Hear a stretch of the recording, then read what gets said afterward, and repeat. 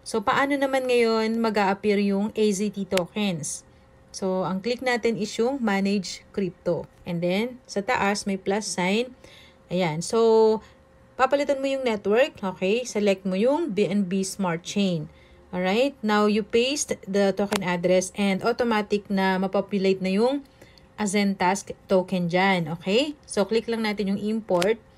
And that's it. So, mag-a-appear na dito. I-back mo lang yan. And mag-a-appear na dito yung AZT. Wala pa siyang value guys ha, kasi hindi pa siya tradable ngayon. Okay? So, ngayon, ang kailangan mo na lang is mag-add ka na lang ngayon ng balance na BNB para makapag-claim ka ng AZT token. So, once nag-claim ka na, makikita mo na yung balance mo dito. Alright? So, ngayon, punta naman tayo kay MetaMask. Okay? Here's the other option nyo guys para makapag-claim ng AZT tokens. So, open nyo lang yung inyong MetaMask. Ayan.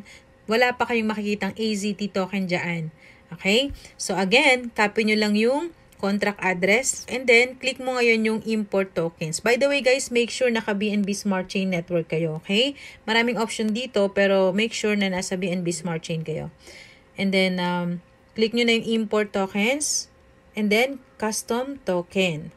Alright? So, paste nyo lang yung contract address dito. Ayan. So, nag-auto-populate na ulit siya. AZT token. Click next. And then, click import. There you go. So, dito sa account na to, ayan, makikita mo na ngayon yung AZT tokens. Once na nag-claim ka na, makikita mo yung balance dito. So, ayan naman kung paano sa MetaMask. So, ganun lang kasimple guys.